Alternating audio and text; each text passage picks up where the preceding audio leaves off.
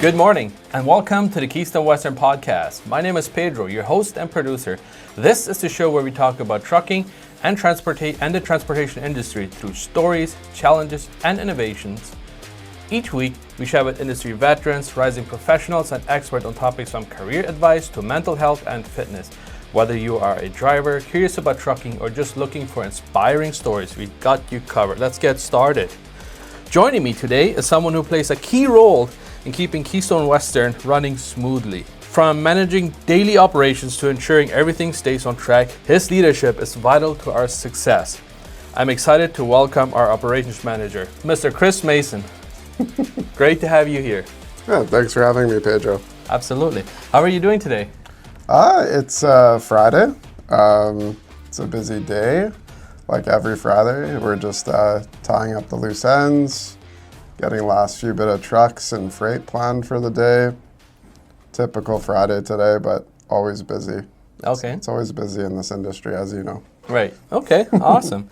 So, to start off, let's go back. How did you get started in the trucking industry? Oh, wow. Okay, well, I'm 39, turning 40 this year. So now you guys all know my age. But when did I start? So I was actually selling cars during when the recession happened, and then cars stopped selling. And I was just a young boy at the time. And my aunt was working in the office at a larger trucking company, and I asked, is there a job that I could do there? And I started in a position called trip arrivals. Okay. And it was on a 4-on, 4-off schedule. So I would start at 6 in the morning and end my day at 6 p.m. And my responsibilities were, to arrive drivers and just do clerical stuff and just entry-level type work. So that's kind of how I started in the industry. Okay. And then obviously you moved your way up. Yeah. So I was at that company for, I would say about 4 years. And I left there and I was managing the Turnpike division. Okay. And I went to another company and I was there for about 3 years, and I was I was planning the Turnpike division out of Calgary, Alberta for about 2-3 years. Did a little bit of a deck revenue fleet for 4 years. Okay. And then I've been here ever since for about 8 years. Okay. Right on. So almost to the little crystal truck. almost to a little crystal We're getting truck. there. Yeah, almost. Hold on a little bit longer. two more years. Yeah. Awesome. So what did bring you to Keystone Western? What brought me to Keystone Western? Well, it's kind of a simple answer. I wasn't really looking. I was happy where I was. But there was a fellow named Daniel Santos that used to work here. Okay. I think he was in 3PL. We cultivated a relationship on exchanging power and freight. I would take a lot of his loads from Keystone for our flat deck division. And he just said, hey, we're looking for someone like you to join our team. Can I have your resume? And I obviously sent my resume, and I met with Norm almost immediately. And then I met Norm a second time with Elaine and Christine. Okay. I guess they had to feel me out make sure I was good for the culture here at Keystone. So that's kind of how I arrived here. Interesting. That's an interesting story. Yeah. Can you share some highlights from your time in the industry, be it in general, not necessarily just related to Keystone? Some highlights. Yeah. Highlights. Well, geez. Highlights. Can you give me some examples? Maybe a story, like something that kind of stuck with you, like in the industry, like, or I mean, obviously you evolve. Like in one highlight, one thing that's I find inspiring is you just kind of were looking for a job and it became your career, right? Yeah. I don't know. Highlight for me, I guess, it would probably encompass every position that I've held, but I just really like working with drivers. I really like to see them succeed. You have to remember that drivers are out there for, you know, drivers are out there for, 25 days out of the month. That their point of contact is yourself, right? So you cultivate that almost in a sense a working relationship, friendship, right? So he or she talks to you more than their own family, right? So that's the highlight for me is cultivating those relationships with drivers, because ultimately we're not successful if you don't have that relationship with that driver. That would be a pretty big highlight for me, I think. Okay, Yeah. awesome. So what are some challenges that you had to overcome in your roles? Something that really triggered it was... Challenges. Well, I guess when I first started in the industry, there's a learning curve. I didn't drive before. Some of the other operations team that work in this office have driven before. So that kind of gives them a leg up in the industry, as well as like knowing stuff, right? So for me, yeah, there was a bit of a learning curve. Just what is trucking? What does a truck do? How much weight can you put in a trailer? Customs clearances, A to Z. There was a bit of a learning curve. So I think working at a larger trucking company for 4 years, when I initially started in the industry, I think that's what helped cut my teeth and cultivate that type of knowledge, as far as, yeah. Sorry. As far as challenges go? Yeah, as far as challenges go. Okay.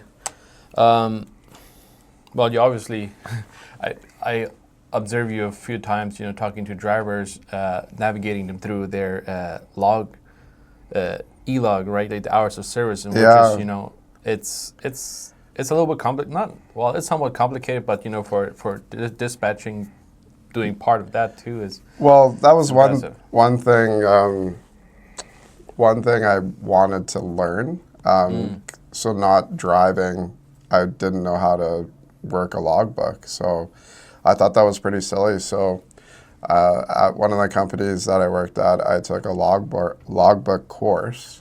And yeah, you're right. You often see me talk to drivers and they're like, oh, I do have hours. And I kind of work them or guide them through their logbook. It's not so much necessary through ELDs, but I feel like with ELDs, there's a bit of a lost art there where drivers sometimes forget how to recap hours, especially. Right. So that's a challenge sometimes, and I pass that knowledge on to a lot of the fleet managers and planning people here, so that they know exactly how to do that, right? So yeah, very beneficial knowledge to have, right? Yes. So back to challenges. I'm not even sure if we talk about this, tariffs. Tariffs, yeah, that's been a thorn in my side last month and this month. Are they on or are they off? Are they on or are they off? So that's been very challenging. And there's also a bit of fear. Yeah. And it's scary too. I won't go into the political stuff because that's really not my forte, but challenges are, you're adding 25% to a product and who absorbs that, right? So what we're running into is customers are unsure and they don't want to ship their product, so they're shipping their product prior to the tariffs. And then once the tariffs are, it's like, oh, just kidding, the tariffs are off. And now they start shipping again, and it's, oh, just kidding, the tariffs are on. So that it gives a lot of uncertainty in the industry, right? So, and we're running into that this month. You know, the tariffs were supposed to be in place at the beginning of March. Right. And now there's an extension on the 21st. Yeah. So now shippers are shipping again. Yeah. And they're trying to get as much freight cross-border as possible so that they don't have to pass that 25% on to the consumer, right? Right. Well, you can just imagine like almost anything and everything that we buy daily. Yeah. Now you pay 25% more, right? Well, my hope is that this fizzles out. Yeah. Especially this month, so that we don't have to worry about it anymore. It's not good. Yeah. It's not good for the industry. No, like it's not good either for us, you know, for us as Canadians or the U.S. It will hurt us both in one way or another, right? Like, and it's always to retaliate, and it just seems to often want to escalate from there, right? So and at the same time too, you know, thinking back, our economy feels like it kind of starting to recover maybe from COVID and everything, and now this challenge is added. Yeah, my message to our customers has always been, it's not U.S. against Canada. Right. We're still friends, right? At the end of the day, it's the higher ups, that powers of be that are making those decisions, and we're just sort of following them, and we have to work together and figure it out. And at the end of the day, we're still friends. It's not Canada versus USA. So yeah, and that's the message I kind of give to our customers as well, right? Yeah. So yeah, maybe our leaders need to come together and just have a good old Tim Hortons together and yeah, but I think Tim Hortons is U.S. Oh, well, that could be good because it started in Canada and it's owned by U.S. companies. I think it's owned by a U.S. company now. So it could be like a neutral You're not wrong. point, maybe. You're not wrong. Yeah, hopefully. So, what motivates you to come to work every day? What motivates me to come to work every day? Yeah. I don't want to sound cliche, but I don't always do it for myself. I do it for my team. My team counts on me to be there for them and solve problems and coach them and just figure out the day-to-day issues, right? So if I'm not there, it's not a good thing, right? So that's what motivates me to be here. I like helping. I like fixing issues. I like coaching. I like mentoring people. If I didn't have a good team, it would be hard to get out of bed every day, right? So that's what sort of motivates me to come to work every day. I don't do it for myself. I do it for my team. That's awesome. Yeah, it's always to have a great team, so especially like you in a leadership position, to have a team surrounding you. And yeah. Like this. Well, I'd be dead in the water if I didn't have a team, right? So yeah. I'm nowhere without them, and that's the most important thing here at Keystone is you want a really strong team and good leadership, but you need that team in place to lead, right? And right. That comes along with good leadership, but yeah, the team is the most important thing. Okay, awesome. Speaking of team, what excites you about the future of Keystone, us being part of a broader TFI family now? Oh, lots. New equipment for one. So all the company drivers here at Keystone, if you have an older truck, that's a great opportunity to get into a new unit. New trailers. It broadens our freight network as well. So that means less wait time for reloads and better quality freight on the revenue side. Network of contacts, more customers, more opportunity, just overall growth. And the big thing for the office staff would be technology. So updated satellite systems, updated operating systems, better tools that, provide solutions rather than problems. Right. So, for example, the new satellite system, I just looked at it the other day, and it's like basically a chatting format, right? Like it's not. It's like WhatsApp or something, right? Yeah, it's like an app, Yeah. right? So and then, if a broker wants to track a load, you can send a tracking link right away. So you're eliminating, 15 to 20 emails Yeah. from one load for tracking, and that's huge, Yeah. right? So they can track it themselves. That's great. Yeah. So I'm very excited for new equipment and the new technology opportunities. Yeah. And you touched on this a little bit already, but how does all of that help us serve our customers better? Well, I mean, you already kind of yeah, hit it I already, mean, so. well, it gives us more time. Yeah. So that's what, you're not spending time on breakdowns. Drivers are moving. And then the technology, it gives you more time because it makes the task less involved, right? So if I can just click one button and it does everything for me, why not, right? Yeah. Like, we're getting into a system where it takes information from the satellite and auto updates the system. Nice. So that's great, Yeah. right? So, and that would work for after hours capabilities, and customers can log in and see where their freight is. So it's just, yeah, that's kind of where it would be for opportunities. Yeah.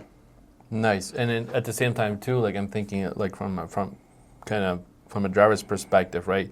Better technology to work with and newer equipment means drivers will be in a better mood, or like not. I wouldn't want to say mood, but well, mood. Yeah, overall mental health. Like it's just, if I come to work and the equipment, and I'm putting myself in a driver's shoes, and I'm just wondering what's going to break down next, right? Having a new fleet of equipment is ideal for a driver, I would think, right? Yeah. So with the new acquisition here, you're going to see trucks and trailers no more older than 4 or 5 years, right? So that's exciting. It's very exciting, and I'm happy to be part of that change because just less headaches, right? Yeah. Right on. That's exciting. Awesome. So more to a personal touch. Okay. What do you have hobbies? Oh, well, besides, I'm a pretty new dad. I have a 5-year-old and a 3-year-old. Hallie's my oldest, and Rowan's my youngest. So that takes up quite a bit of time. Not so much of a hobby, I would say, but that is my main hobby, if you will, is my family. So you enjoy that? Yeah, I really enjoy being a dad. But other than that, my main hobby is playing competitive pool. Oh. Yeah, so I own quite a few cues. Okay. And each cue is special to its purpose, whether shooting or braking or jumping. That's something I really like to do. I've been doing that since I was 19 years old. So I've been in a pool league for about 20 years now. Wow. Yeah, and our playoffs are coming up very soon in April. And that's hosted at the Assiniboine Downs. Oh. And they bring in like 90 tables. So it's not small, right? So you have 300 teams come in there, and there's single events. So I'm really looking forward to that event. I always look forward to that event every year in April, playoffs. The league is called Active Pool League. Okay. And I'm not saying this to promote them or anything, but that's something I really enjoy is pool. It's very relaxing for me. Okay. Yeah. Right on. So the next question was going to be, what do you do to unwind and relax? I'm guessing. What do I do to unwind and relax? Yeah, because trucking, like what you do, that's very stressful. Yeah, it can be very stressful. It's hard to turn off work sometimes. I'm always available to my staff when there is a problem after hours, right? So It can be difficult to turn it off, but what I do to relax, I would say, is just spend time with my family. You know, when I walk into the door and those two little girls are like running and saying "Daddy, Daddy, Daddy," that's pretty cool, right? Yeah. So that instantly relaxes me as soon as I get into the door, and then we have dinner and kids go to bed at 7:30, and then I try and relax and spend time with my wife. But yeah, basically family, I find super relaxing. That's awesome. That's very inspiring. Yeah. That's great. So, what is something that people might not have guessed about you? I'm guessing playing pool might not be, but Yeah, is there something else? I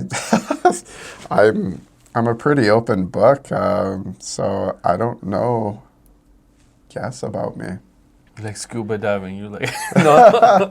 No, I have All right. no strange things or things that you wouldn't like. I don't have like a black belt in karate or anything.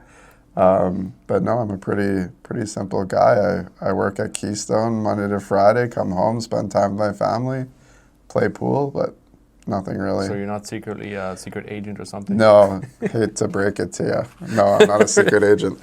All right. All right. Awesome. So that is it for all my questions. Thank you very much for taking time out of your busy schedule to do this. Much appreciated. Thanks, Pedro. Yeah.